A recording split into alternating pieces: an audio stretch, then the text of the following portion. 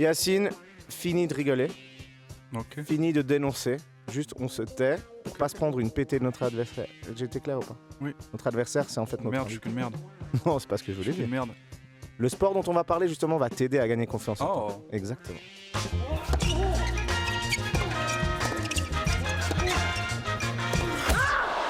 Le jiu-jitsu brésilien, JJB pour les intimes, ce merveilleux sport cousin du judo extrêmement technique et stratégique où le combat part depuis le sol, c'est important de préciser. Les championnats d'Europe arrivent en octobre à Rome, donc on sera sur des étranglements, des clés articulaires, des pressions musculaires. Il y a des noms de prises magnifiques, hein. Il y a le banana split, il y a le escape from Guantanamo, c'est des vrais trucs en plus. Yacine a peur actuellement. En fait, l'idée de base du JJB, c'est que en fait, des gabarits plus légers puissent avoir les outils pour soumettre quelqu'un de beaucoup plus costaud. Historiquement, c'était les immigrés japonais au Brésil qui avaient importé le jiu-jitsu là-bas, qui deviennent finalement le jiu-jitsu brésilien qu'on connaît. Et aujourd'hui, on reçoit une fière ambassadrice du JJB puisqu'elle est la première femme genevoise à en devenir ceinture noire. C'est Amanda Schurz, médaillée européenne de la discipline, également deuxième cette année au Panaméricain et au Worlds. Elle a connu un parcours de vie assez atypique entre Londres, Jérusalem, Dublin, avec des études d'art à la clé aussi. Mais c'est à Genève qu'elle a découvert la boxe puis le jiu-jitsu brésilien qui lui permettait en fait de combattre sans se prendre des patates dans le visage, c'est quand même pratique. Du coup maintenant elle s'efforce de montrer qu'on peut avoir 35 ans et rester au top niveau d'un sport de combat face aux plus jeunes qui arrivent, parce qu'Amanda elle regrette d'avoir commencé le jiu-jitsu brésilien si tard, elle regrette d'avoir arrêté le judo quand elle avait 7 ans, mais aujourd'hui elle réécrit son histoire puisqu'elle est devenue cet été à Rio la première Suissesse, toutes catégories confondues, hommes et femmes, je vous le disais tout à l'heure, à remporter un des 4 grands tournois de jiu-jitsu brésilien. C'était en no-gi, donc sans kimono, dans la catégorie des moins de 66 kilos. Et elle se bouge aussi pour son sport côté local, en ouvrant par exemple des cours de jiu-jitsu brésilien exclusivement pour les femmes dans son club des Paquis à Genève. Amanda Schurz, salut et bienvenue. Bonjour, wow, quelle introduction. Moi j'ai rien, beaucoup d'infos, hein. c'est tout ce que t'as fait. C'est tout ce que t'as fait, j'étais obligé. C'est toi qui l'as fait. Résumé comme ça, ouais, c'est... Donc bravo. Je vais commencer avec la même question que j'avais posée en février à Kylian Humer, qui est un autre combattant vraiment de JJB. Amanda, est-ce qu'au moment où on se parle, tu as mal quelque part? Oui, malheureusement, au Brasileiros, je me suis déchiré les ligaments extérieurs du genou, mais c'est la 3e fois que je fais mes ligaments du genou. Donc je sais très bien comment rehab tout ça, et en ce moment, je suis en pleine rehab, so... C'est tellement plus intense que ce que je pensais que t'allais dire. T'allais dire genre, je sais pas, j'ai un peu j'ai des courbatures là et tout. Non, non c'est des ACL. ligaments. Ouais. Ça, c'est constant. Mais t'avais pas genre plus de ligaments croisés? Oui, alors mes 2 ligaments croisés sont complètement partis, et puis là, c'est les ligaments extérieurs, mais écoutez, qui a besoin de ligaments? Mais j'allais dire, t'es pas tout le temps en train de te désaxer ou Si, c'est pour ça qu'on n'a pas besoin de ligaments au final. Je serais plus flexible. Est-ce que c'est vraiment un petit avantage ou pas? Non, j'abuse, ok. Non, je me demandais, je me rends pas compte. Ok, très bien. Petit bobo donc. Les bobos du corps en général, est-ce que c'est, quand on fait du JJB, est-ce que c'est vraiment les croisés ou est-ce qu'il y a d'autres trucs un peu typiques, tu sais?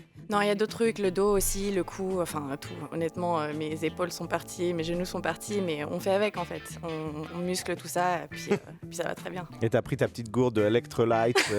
Elle fait gaffe, hein. Elle fait gaffe. On lui a proposé de l'eau, c'était à peu près ok. Le café, elle a dit non direct. Il y a la créatine dedans aussi, c'est le plus important. Purée, ok. Quand on saura toute la formule magique, la potion là.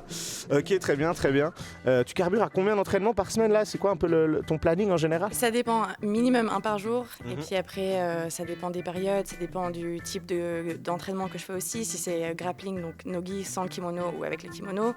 En ce moment, c'est la saison no-gi, donc j'en fais 1 fois par jour, et puis en plus de ça, les entraînements de gi. Et puis après, je dois faire mon renforcement musculaire qui est minimum 2 fois par semaine. Et voilà. Quel plaisir ça. Amanda Schurz, cet été, on le disait, marqué l'histoire suisse du jiu-jitsu brésilien quand même. Je le disais, hein, première Suissesse, toutes catégories confondues, hommes et femmes, à remporter un des 4 grands tournois de jiu-jitsu brésilien. Plonge-nous un petit peu, s'il te plaît, dans ce tournoi à Rio de Janeiro. Comment ça s'est passé la prépa? Comment ça s'est passé en arrivant sur place? Qu'est-ce que représente cette compète? Et puis comment ça s'est déroulé, hein, des combats? Ouais, alors prépa vraiment super, parce que je me suis entraînée du coup à Genève, à Dublin, et je suis partie à Saint-Sébastien aussi. Il y a un super club là-bas où ils sont vraiment focus sur les leg locks. Les leg locks, c'est clés de jambes, hein, c'est ça? Merci, oui, Ouais. exactement, pardon. Non, t'inquiète, je fais la trad. Super. Donc ça s'est super bien passé, et en fait les compétitions au Brésil moi j'avais jamais été et c'est hyper stressant parce que le jiu-jitsu brésilien là-bas c'est vraiment énorme, c'est vraiment dans la culture et les gens sont super forts. Donc j'étais en train de me chier dessus, désolée pour l'expression. Oh, on connaît.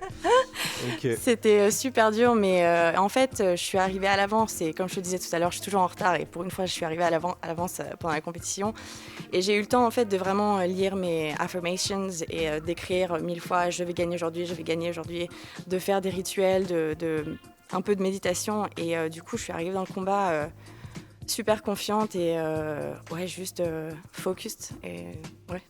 Donc tu t'écris des petites phrases d'automotive comme ça ? Ouais, j'ai essayé, ça fait 6 mois que je commence, tous les matins je lis 5 phrases et tous les soirs 5 phrases différentes pour vraiment bien commencer la journée parce qu'on voit de plus en plus que le corps nous écoute en fait et si on se parle mal tout le temps, rien de bien va arriver quoi. Donc je préfère me parler positivement et commencer ma journée positivement et ouais. Voilà. Ah, tu vois, moi, ça c'est typiquement un truc, il y a plein d'influenceurs un peu chelous sur Insta qui utilisent ces trucs. Et en fait, on se rend compte que pour des sportifs d'élite, ça paye. Ouais. Non, mais c'est vrai. Et pareil, j'avais la même appréhension et je me suis dit, c'est cool. Que du wouhou, c'est du blabla. Et en fait, ça m'a énormément aidé. Et même mon mari me dit, t'as drastiquement changé mentalement. Donc, c'est vrai. Ouais. Elle était horrible avant. Mais c'est quand même marié avec moi. Ouais, c'est marié avant qu'elle commence à lire les trucs. Oh, je suis mort, il va bien se marrer en entendant ça. Il est aussi combattant, on est d'accord. Oui, ceinture noire aussi, ouais. Mais lui, il a pas fait d'effort. Non, mais ce qui est important de savoir aussi, c'est que j'ai eu ma ceinture noire avant lui, même si c'était 5 minutes avant. Ah, c'est vrai, 5 minutes. Ah, t'abuses en fait. Ok, d'accord.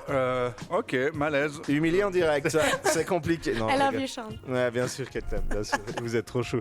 Est-ce que... Attends, du coup, ça veut dire que t'as gagné la finale en étant blessé ? T'as dit que tu t'es blessé là-bas ? Oui, c'est pendant la finale. Et je l'ai pas senti, en fait. Ça se pète les ligaments. Après le combat, donc quand ça s'est terminé, j'étais là, j'ai un peu mal au genou, là. Il est cassé, mais... Donc il est cassé. Ouais. Il est vraiment, j'ai le genou cassé. Ouais, c'est terminé pour moi. On va se remettre. J'ai un bras en moins. Amanda, incroyable. Ok, donc t'as gagné en étant blessée. Il y avait combien de combats sur cette compète ? Alors j'en ai fait 3 au total, mais j'en ai fait 1 en open class et ça c'est vraiment ma catégorie préférée, c'est tous les poids confondus. Et give me the big girls, I love it. Vraiment, ah ouais ? J'adore. Pourquoi ? Je sais pas, j'ai quelque chose qui se relâche en moi, j'ai l'impression d'être une sauvage et de pouvoir vraiment être agressive au maximum, et agressive dans un sens positif, mais vraiment j'adore. Mais c'est en mode parce que t'as rien à perdre, parce qu'elle est plus costaud, et du coup tu y vas plus fort ? Ou c'est juste de la grossophobie ? Arrête, désolé, il va être comme ça tout le temps. J'arrête. J'en fais beaucoup plus que d'habitude des punch aujourd'hui, je vous laisse tranquille, faites votre interview. Non, je sais pas. Oui, c'est peut-être en fait parce qu'il y a moins de pression, parce que c'est pas ma catégorie, donc j'ai pas forcément besoin de performer et je me sens tellement plus libre et vraiment je kiffe à fond. Ouais. Mais qu'est-ce que ça change stratégiquement dans ton approche du combat du coup, le gabarit que t'as en face ? Faut pas faire d'erreur, vraiment, parce qu'une erreur contre quelqu'un qui est beaucoup plus lourd, c'est fatal en fait. S'il passe la garde, on est coincé en bottom, ce qui s'est passé avec moi au Brasileiros en open class. Donc faut être beaucoup plus rapide, plus dynamique, faut être super précis et c'est incroyable. Et derrière, t'as gagné les 2 combats qui te font aller tout le temps. Exact, ouais. Magnifique. Est-ce qu'on est sur le plus grand moment pour l'instant de ta carrière en jiu-jitsu brésilien ou il y a d'autres accomplisles que tu mets devant ? Peut-être la ceinture noire, j'imagine. Mais... Oui, non, ça c'est énorme. Mais en fait, ce qui est vraiment bizarre, c'est que je suis toujours négative. C'est pour ça que les affirmations sont importantes pour moi, parce que j'ai gagné les Brasileiros et j'étais là genre, ok, c'est juste ça. Enfin, c'est un sentiment à double tranchant, on se sent bien, mais en même temps on se dit ok, what else and what's next, et ça m'apporte pas autant. Il y a des combats que j'ai perdus qui m'ont apporté beaucoup plus que ce genre de victoire, et c'est pas vraiment ça qui est important pour moi. Ce qui est important pour moi, c'est comment j'ai combattu, est-ce que j'ai combattu de la manière que je voulais, parce que j'essaie de combattre à l'entraînement, enfin dans mes combats comme je combats à l'entraînement en fait, avec ce sentiment de liberté et de travailler sur les choses dont je me suis concentrée, etc. Enfin, donc c'est bizarre comme sentiment. Non, c'est intéressant. Mais tu sais que les plus grands athlètes, ils ont ce truc-là, ils gagnent 5 Champions League et ils sont pas satisfaits, ils en veulent une 6e. Donc attention, là, t'es en train de passer dans une autre catégorie. Non, mais c'est justement ça, faut pas se concentrer justement sur les victoires, et ça je l'ai appris il y a tellement longtemps en gagnant tous mes tournois locaux. Ça m'apportait absolument rien. Donc ce que j'aime, c'est vraiment le camp d'entraînement, par exemple. Parce que je vois qu'en 3 mois, j'ai vraiment progressé et j'adore cette partie-là de... Ne pas avoir de regrets, progresser en tant que personne et tout. Intéressant. Bon, Amanda Schurz, c'est pas tous les jours qu'on reçoit une ceinture noire de jiu-jitsu brésilien. C'est quoi un peu les critères? Moi, j'avais entendu des trucs genre il faut au moins 10 ans avant d'avoir la moindre chance, blablabla. Comment t'es arrivé là, en fait? Consistency, c'est tout. Régularité. Merci, exactement. Apparemment, ça prend minimum en moyenne 13 ans pour avoir une ceinture noire, mais just keep showing up. Juste va t'entraîner, même si c'est 2 fois par semaine. Au final, tu auras une ceinture noire au bout du compte, que tu sois un competitor ou bien hobbyiste. Tout le monde a son parcours de vie, tout le monde est différent, faut pas se comparer. La ceinture noire, elle arrivera si on continue. Mais du coup, qui c'est qui dit toi tu mérites une ceinture noire? Ou alors c'est toi qui dois aller t'inscrire au club des ceintures noires pour espérer faire une demande En général, ça se discute, mais c'est vrai que c'est subjectif et c'est le coach qui va décider quand est-ce qu'on passe la prochaine ceinture. Mais honnêtement, je conseille aux gens qui pratiquent le jiu-jitsu d'en parler, surtout s'ils sont compétiteurs, pour que vous puissiez planer votre saison en fait, en dépendant de la ceinture. Mais comment tu t'es senti quand tu l'as reçu? T'étais de nouveau en mode c'est rien, ou bien là vraiment t'as eu une réaction? Non, c'était cool. Bon, je le savais parce que j'ai dû moi en discuter avec mon coach, donc je savais que ça arrivait. Et puis je suis quelqu'un qui pleure tout le temps. J'étais là, je vais pas pleurer. Et bien sûr, j'ai quand même pleuré. J'ai fait un discours de 30 minutes parce que j'avais besoin de remercier tout le monde. Remercier mon cousin. Exactement. Non, mais parce qu'au final, si les gens ne se présentent pas à l'entraînement, il n'y a personne avec qui s'entraîner. Donc, de recevoir une ceinture, c'est le travail de tout le monde, en fait. C'est pas juste nous, c'est le travail de tout le monde. Tout le monde a le courage de se retrouver à l'entraînement, de venir à l'entraînement tous les jours. On s'entraîne tous les jours et puis on s'améliore tous ensemble, quoi. Donc, trop fou. Trop fou, ça fait plaisir. J'aimerais qu'on écoute un petit peu de musique avant de poursuivre, parce que tu nous as amené un cool titre. Non, tu te marres, mais il est bien ton titre. Franchement, pas tous les jours qu'un ou une invitée nous amène LL Cool J, donc ça fait très plaisir. Mama Said Knock You Out, c'est le titre. Qu'est-ce que tu voulais nous dire sur celui-là? Que ce qui est important, c'est la phrase au début quand il dit "Don't call this a comeback, I've been here for years". Et j'ai l'impression d'être cette personne-là parce que j'ai 35 ans and I've always been here. C'est ça. Et nous, on t'invite maintenant alors que t'as déjà plein de trucs dans ta carrière. Mais bon, désolé, on fait ce qu'on peut. Hein. On essaie de suivre. Mais il y a trop de gens forts. Trop de gens incroyables. Ouais, mais ça fait plaisir de t'avoir. Et c'est pas la fin. Ça, c'est moi qui te le dis vu comme t'as l'air motive. Très bien, LL Cool J, Mama Said Knock You Out, c'est choisi par notre invité Amanda Schurz. Et on revient juste après dans la 3e mi-temps. Let's get it. Come on, man. And with the local DBC news, LL Cool J with a triumphant comeback. For a solo but tonight, don't call it a comeback. I've been here for years. I'm rocking my pants, putting suckers in fear, making the tears rain down like a monsoon. Listen to the bass go boom, explosion, overpowering over the competition. I'm towering, wrecking shop. When I drop these lyrics that'll make you call the cops. Don't you dare stare. You better move.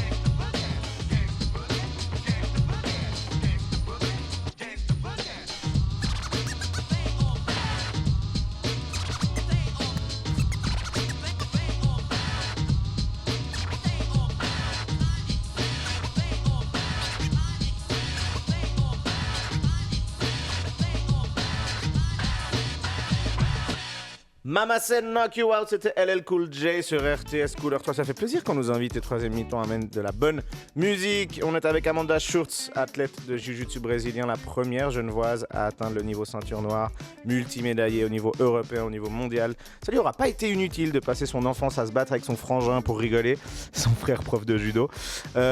Donc ceinture noire, l'ancien président brésilien Jair Bolsonaro a aussi reçu une ceinture noire de jiu-jitsu brésilien, mais on est d'accord que sur le tatami, tu le défonces. Of course. Voilà, bien entendu, parce que lui, il l'avait reçu à titre honorifique. Et qui va aller en prison. Et en plus, il vient de cette semaine de se faire reconnaître coupable pour coup d'État. Donc voilà, même pas besoin de le battre sur le tatami. Il n'y a pas que les politiciens du Brésil, à part ça, qui kiffent le jiu-jitsu brésilien, puisque ce sport, et là, je pense, Amanda, que je t'apprends rien, est un énorme truc aux Émirats Arabes Unis. Le cheikh Tanoun bin Zayed Al Nahyan, il est hyper impliqué là-dedans depuis la fin des années 90. Maintenant, c'est dans leur cursus scolaire, même, je crois. Okay. Amanda, ta prochaine étape après Genève, c'est Abu Dhabi ou c'est quoi le plan? J'aimerais bien. Si quelqu'un a envie de m'envoyer une invitation pour ouvrir un club là-bas, il n'y a pas de problème. Ouais. Mais t'es allé combattre là-bas déjà ou... Oui, j'ai fait le World Pro, c'est la plus grosse compétition là-bas. J'ai fait 2e en ceinture violette là-bas. Et ce qui est bien avec eux, c'est qu'ils payent. Donc quand on gagne, on gagne de l'argent, même si on est première, 2e ou 3e. How much? Oh, purée. On ose dire ici ou bien? Oui, enfin, j'espère qu'il n'y a personne des taxes qui va être ici. Non, je pense que j'ai gagné à peu près $2000. Ok. Donc il y a... Ah oui, ça va. C'est la première fois... Ouais, ça va, franchement, c'est pas...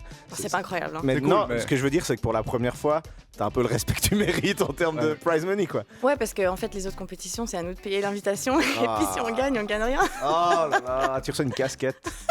C'est dur. La gloire. Ouais, c'est ça. Ok, mais c'est fou quand même que ce pays, sur base d'une personne motivée, ait fini par devenir un peu la mecque là-dessus. Et qu'est-ce que tu penses du côté jiu-jitsu brésilien à l'école? Ah, incroyable. Vraiment incroyable. Ce serait imaginable en Suisse, tu penses ça? J'adorerais, ce serait vraiment super. J'essaye d'intervenir dans les écoles ici. J'ai reçu quelques invitations. D'ailleurs, je m'excuse, mais je suis tellement nulle à répondre aux emails. Donc... Elle a beaucoup de sollicitations.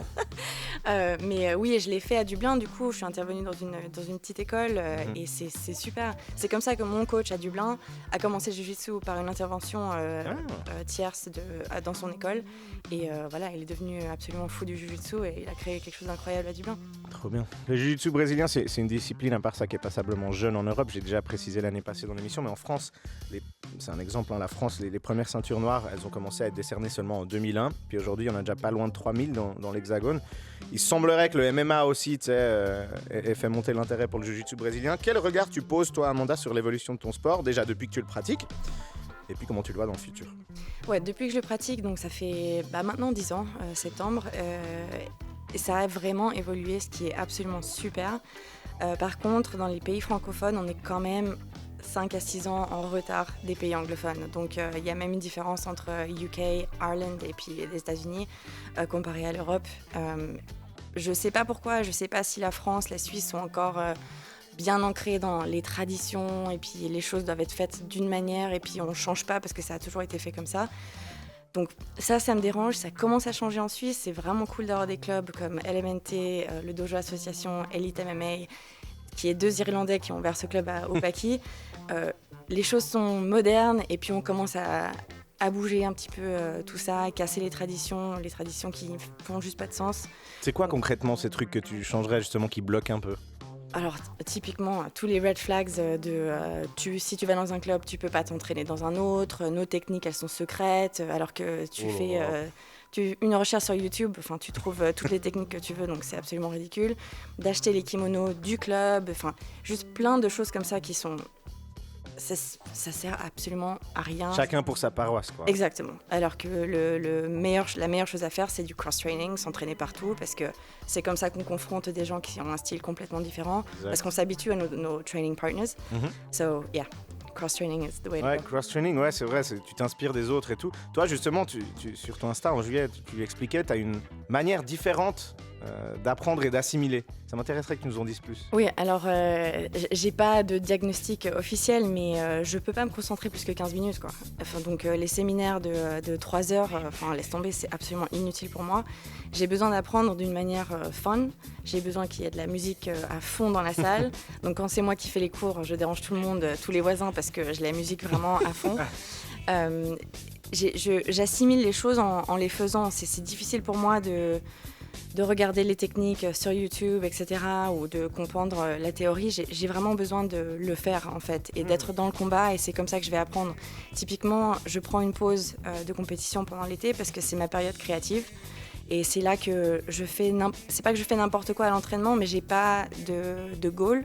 Et donc je crée des trucs et je crée des transitions que j'avais pas forcément vues auparavant. Et voilà, je crée de cette manière-là. Et voilà, quand moi je fais des workshops, les gens savent que je fais de la technique pendant pas plus que 15 minutes.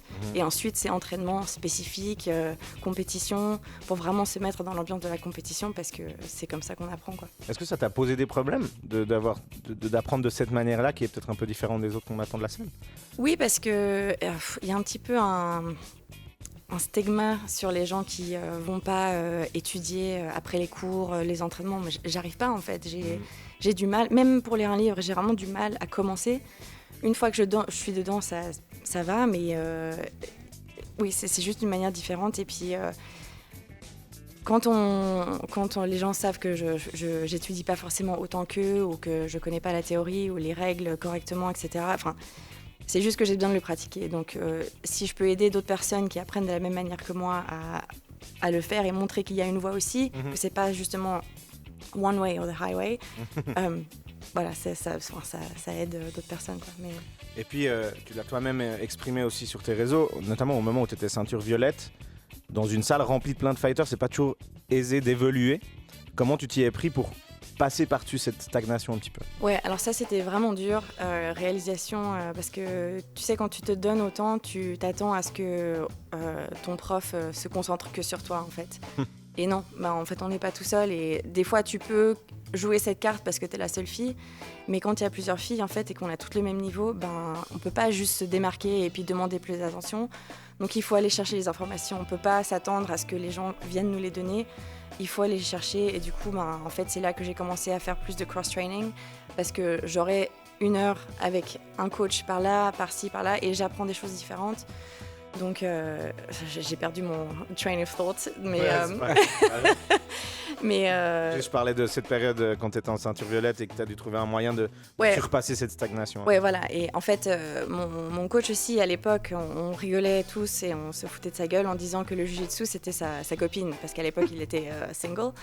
Et que le jour, par contre, moi, je savais très bien que le jour où il allait trouver quelqu'un, il aurait plus cette dedication. Et du coup, il a trouvé quelqu'un, les choses ont changé, donc on a dû changer. Et moi, je voulais vraiment commencer à avoir plus de résultats dans mes ceintures, donc j'ai dû, moi, sortir de ma zone de confort et aller demander de l'aide, plutôt que d'attendre de la recevoir. Et tu as trouvé cette aide? Oui, complètement, ouais. Et je n'hésite pas aujourd'hui, vraiment, si je suis dans un autre club et que j'ai une question, je demande. Hier, j'ai passé 1 demi-heure avec Ilke du Dojo Association, parce qu'il me montrait comment mettre la pression. Et voilà, je demande. Et puis, il n'y a rien à perdre, en fait. Le pire qui peut arriver, c'est non, j'ai pas le temps. Et puis, voilà. Amanda Schurz est avec nous, elle nous parle de jiu-jitsu brésilien. Tu viens de nous citer le truc de mettre la pression, tu as fait de petits gestes avec les mains. On a reçu plusieurs athlètes de jiu-jitsu brésilien dans l'émission au fil des années. Par exemple, le champion d'Andalousie, Kylian Humer, vous avez dit que son move favori, lui, c'était les leg locks, les clés de jambes que tu citais. Anaïs Vintalas, championne d'Europe, elle, son délire, c'était la finalisation triangle avec pression sur la carotide de l'adversaire. Ah, elle le fait très bien, je l'adore. Toi, Amanda, c'est quoi tes moves un peu favoris? C'est des moves artistiques, acrobatiques. J'aime l'acrobatie dans mon jiu-jitsu, et j'aime la spontanéité. Donc vraiment de choper des soumissions où les gens ne s'y attendent pas, en fait.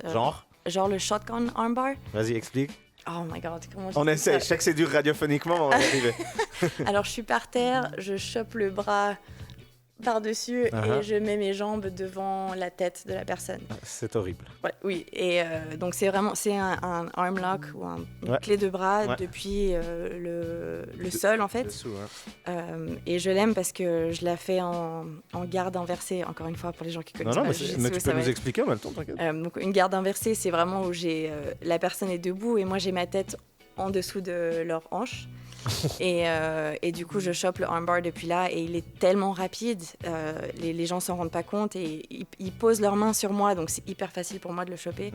Et c'est des choses surprises, donc j'aime la surprise. Elle a les étoiles dans les yeux quand elle raconte ça. C'est tellement magique. À part ça, quand même, elle nous parle de ça, et je me dis quand même que c'est un sport, le jiu-jitsu brésilien, qui se pratique quand même très proche de l'adversaire. Comment tu gères ces positions un peu scabreuses de proximité et tout? Mais c'est marrant, c'est seulement les gens qui pratiquent pas qui pensent comme ça en fait. Bah oui. Et quand on est dedans, on est tellement dans le combat et on veut tellement gagner et jouer qu'on ne pense pas à ce genre de choses. Oui, je vais m'appuyer sur ton cul avec mon crâne s'il faut quoi. Exactement, et c'est difficile en fait surtout de faire venir des femmes dans le jiu-jitsu quand tu leur dis qu'il y a des soumissions, leur tête va être entre la jambe d'une personne. Mais you get over it. Ok, You get ok. over it. Yeah. On n'y pense plus quoi. Non, non. Évidemment. Tu penses à gagner Ouais, ouais, ou à survivre. J'ai bien compris ton T'as objectif. jamais fait de judo, Fantin? Si, en plus, quand j'étais petit, Ouais, et tout le monde nous mettait au judo, mais j'ai oublié, mec. J'ai pas fait long. Ouais, j'ai pas fait long. C'est tellement long. Toi, t'as Tellement fait, souffert. t'as tenu un peu le judo? Ceinture orange. Nice. Really Pas good. mal, t'es Je me rappelle validé. je me rappelle pas d'avoir fait un seul combat. Je sais pas comment je suis arrivé Genre là, là-bas. tu peux me faire un truc après. Non. D'accord, on va essayer tout de suite. On écoute un peu de musique. Pour Ah. l'instant, il me défonce la gueule. On écoute Lizzo, Dropping on It. Et on revient juste après, toujours avec notre championne de jiu-jitsu brésilien, Amanda Schurz. À tout de suite sur RTS Couleur 3.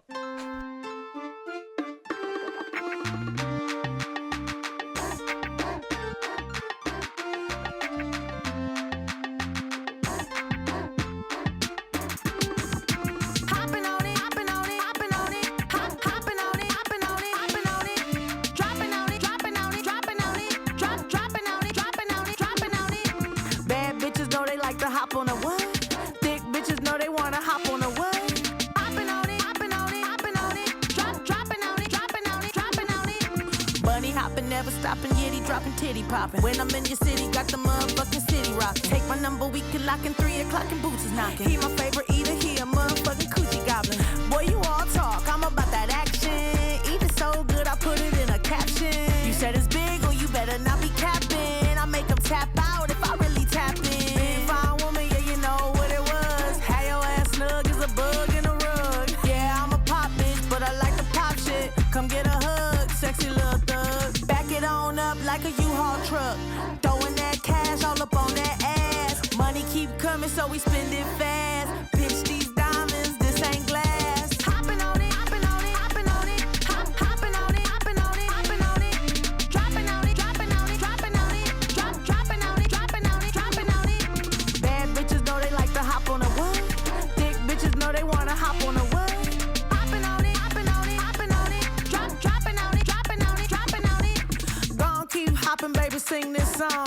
Baby daddy text, he wanna see me in a thong. Big girl needs and they giving like Megan. Pussy been popping, something you could put your faith in. Album on the way, and I know you been waiting. Lizzo, Lizzo, Lizzo, goddamn, be patient. Bunny hop on it, put me in a situation. He want me for breakfast, not grits, not bacon. But one thing for certain that has bounced back is me.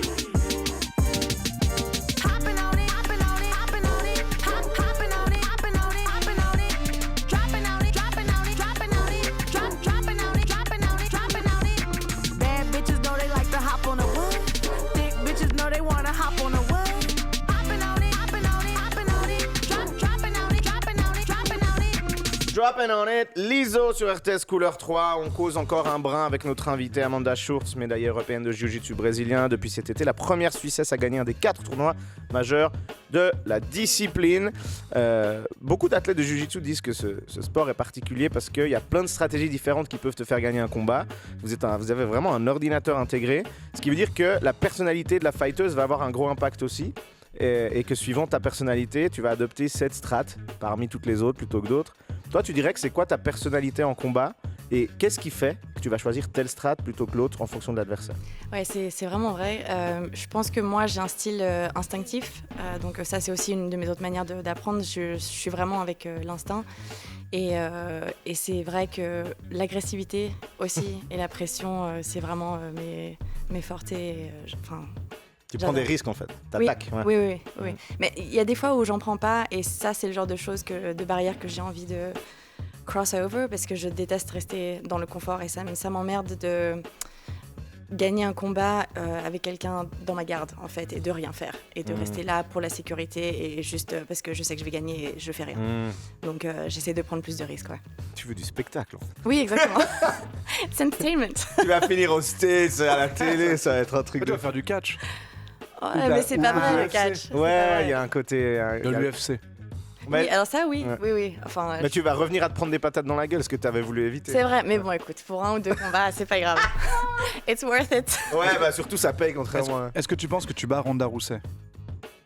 Qui est une énorme combattante, ouais, La plus grande star. Ouais. Ouais, bah écoute, la partie arrogante de moi va dire absolument, parce que ma partie arrogante pense que je peux battre tout le monde, même les mecs.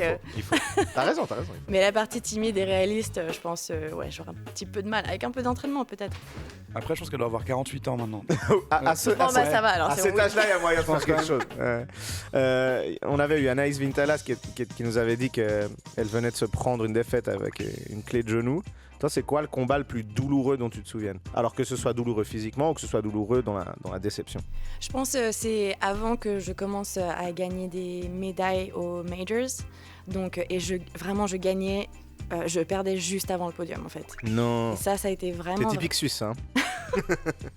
Ouais, ça c'est pour La un médaille en autre, chocolat. un autre sujet, parce qu'il y a beaucoup à dire là-dessus.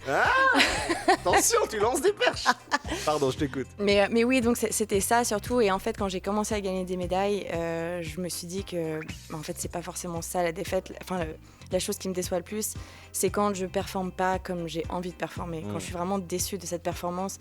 Et je peux avoir gagné ou perdu. Il y a des combats que j'ai perdus que j'ai absolument adoré. C'était vraiment fun and aggressive and c'était non-stop.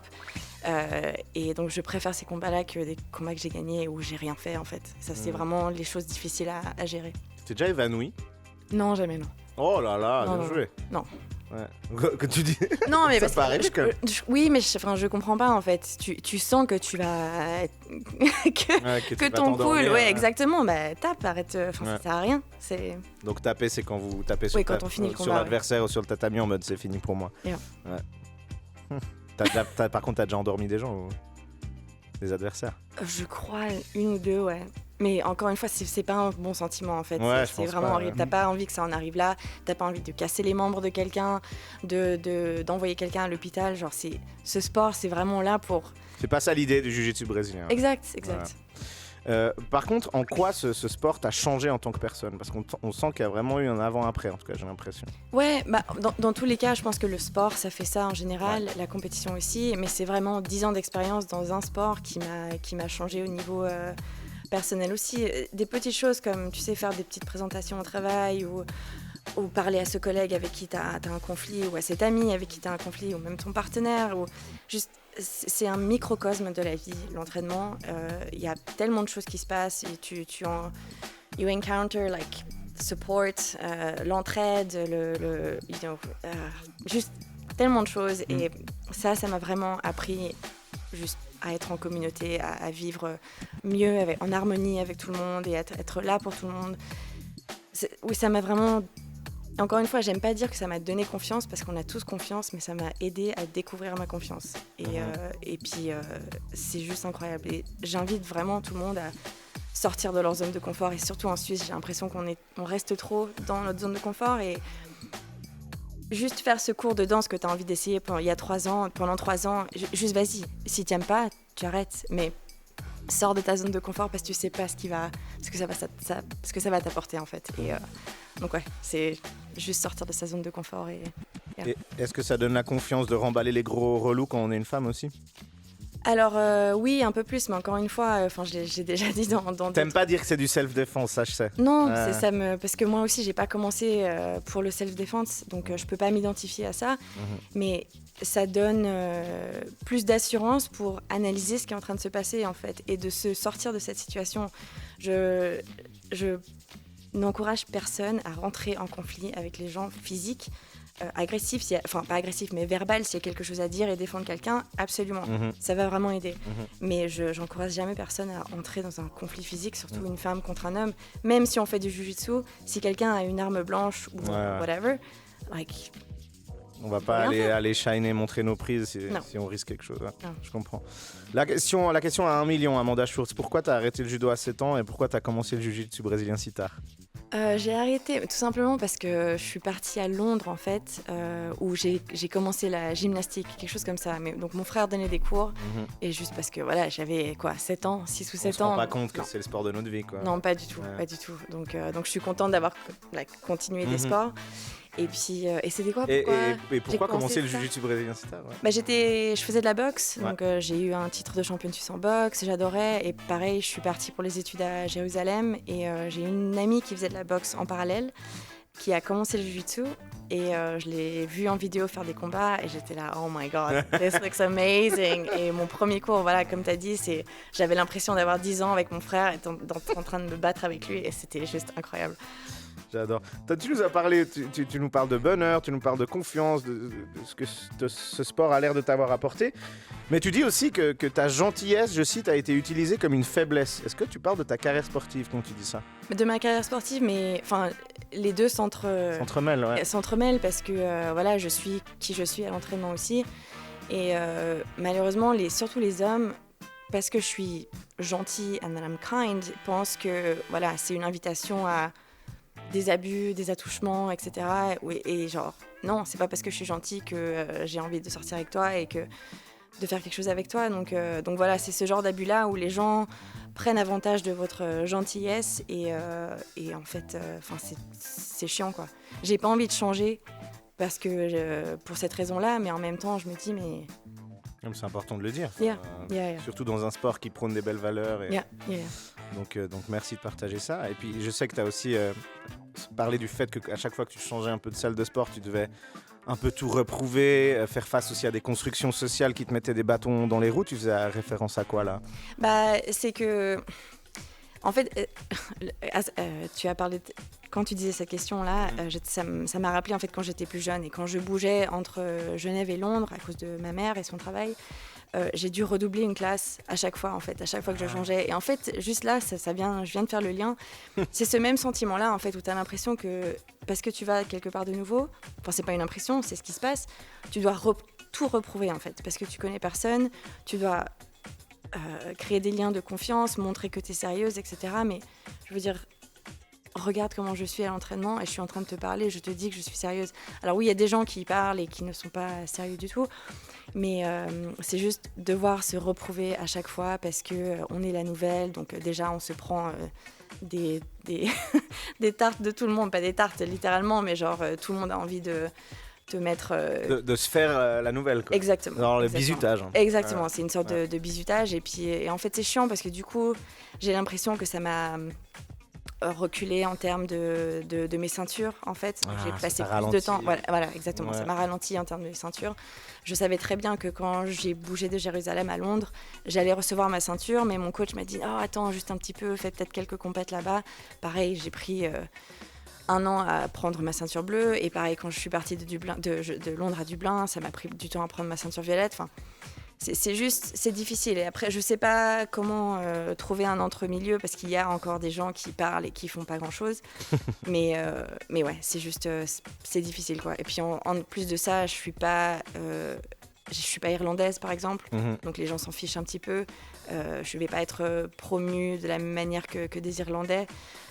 Donc voilà, faut juste se reprouver et montrer que on est là, on est sérieux, puis on est là pour le bien de l'équipe, quoi. Ben, bravo pour ta persévérance parce que t'es allé la chercher, cette ceinture noire. Je suis têtue, hein. Et puis à 35 ans, t'es toujours en train de péter des compètes, donc c'est vraiment trop cool. Est-ce que tu peux nous dire, Amanda Schurz, s'il te plaît, plus sur les cours que t'as lancés à Genève dans ton quartier des Paquis, exclusivement pour les femmes, sauf erreur? Ouais, alors je veux juste dire, c'est pas moi qui ai lancé les cours. J'ai fait partie du club qui? Oui, j'implémente une structure de compétition dans ces cours. Trop cool, ok. Voilà, donc ils ont été implémentés. Il y a d'autres clubs qui font des cours de femmes, donc ça c'est juste important de le dire. Ouais, très bien. Et pardon, c'était quoi les questions? C'était simplement si tu peux nous en dire plus sur ce cours, tout simplement, ou s'il y a des gens que ça intéresse qui nous écoutent, tu vois. Oui, donc du coup, alors personnellement, je suis pour les cours de femmes pour les faire venir une première fois en fait et les faire débuter, quoi. Débuter, ouais. Exactement, parce que justement, on le disait tout à l'heure, c'est difficile de s'imaginer entre les jambes d'un homme ou d'une femme et de se faire soumettre de cette manière-là. Donc c'est juste pour briser un petit peu la glace. Ces cours-là sont vraiment super. Maintenant, moi, j'ai instauré une structure compétitive là-dedans parce que je veux plus de compétitrices et de compétiteurs en Suisse. Et il n'y en a pas assez, il n'y a pas assez de femmes qui restent non plus. Donc c'était important pour moi d'amener un petit peu mon expérience. Elle n'est pas incroyable, hein, mais les peu de choses que moi j'ai appris, je veux les amener ici pour qu'on puisse s'améliorer en tant qu'athlète suisse. Donc voilà, donc c'est vraiment de ressentir à l'entraînement ce qu'on peut ressentir pendant les compétitions, la pression, etc. Et le fait de devoir réfléchir sous la pression. Et donc voilà. Donc ton rêve ultime, en fait, c'est de te faire battre un jour par quelqu'un que tu as initié. Mais ça serait incroyable. Ça serait absolument L'élève incroyable. qui dépasse le maître. Non, c'est louable, c'est cool. Ouais. En fait, tu es en train de former tes peut-être futurs adversaires, c'est chouette. On va bientôt devoir conclure. Déjà, Amanda Schurz, première femme genevoise ceinture noire, je le rappelle, première personne suisse à remporter un des 4 grands tournois de jiu-jitsu brésilien. Du coup, c'est quoi le prochain truc que tu aimerais accomplir dans ton sport maintenant ? T'es en train de cocher pas mal de cases quand même. Hein. Oui, alors je pense là, bon, il y a les Européens qui arrivent, etc. Mais IBJJF, là, je vais le mettre un petit peu de côté. J'ai vraiment envie de faire les qualifications ADCC. Donc c'est l'équivalent des Olympiques, en fait, dans le Jiu-Jitsu. Et on peut se qualifier par région, donc Europe, North America, Brésil et puis Asia. Et donc voilà, j'ai envie de faire ça. Et si je peux être la première Suisse à me qualifier pour... Donc quand on se qualifie pour ça, on se qualifie pour les Worlds, qui est un événement absolument gigantesque. Si ça c'est possible, ce serait incroyable. Et puis on rappelle, hein, c'est un sport qui n'est pas encore olympique, le jiu-jitsu brésilien. 2028 Los Angeles, c'est fait ou pas ? Suspense. Ouais, suspense, ouais. Ils sont en train d'essayer de le rentrer dedans, mais je l'ai déjà expliqué. En fait, pour les Olympiques, il y a un quota. Et donc, pour un sport qui rentre, il faut un sport qui sort. Qu'est-ce que tu veux enlever alors ? Je sais pas, j'ai pas envie de disrespect any sport. Mais chaque fois, il y a des nouveaux sports. Flag football, je sais pas ce qu'ils vont nous mettre. Mais t'as essayé, peut-être c'est fun, non ? Peut-être c'est fun, t'as raison, je devrais pas être médisant, t'as raison. Ça, c'est l'esprit jiu-jitsu brésilien, tu vois. Trop bien. Bah écoute, merci beaucoup Amanda d'être passée nous voir. C'était vraiment cool. Beaucoup. On a appris plein de choses et on voit un peu l'état d'esprit. Tout simplement, si vous êtes aux alentours de Genève, passez voir tout simplement à son club. Et puis toutes les infos, on peut les suivre, j'imagine, sur ton Insta déjà en ce qui te concerne. Et puis est-ce qu'il y a un site officiel du club, j'imagine qu'on peut suivre aussi. Oui, il y a le club Elemente, le club Elite Level, le club Dojo Association. Dédicace Exactement. à tout le monde. Et puis merci, vive le jiu-jitsu brésilien.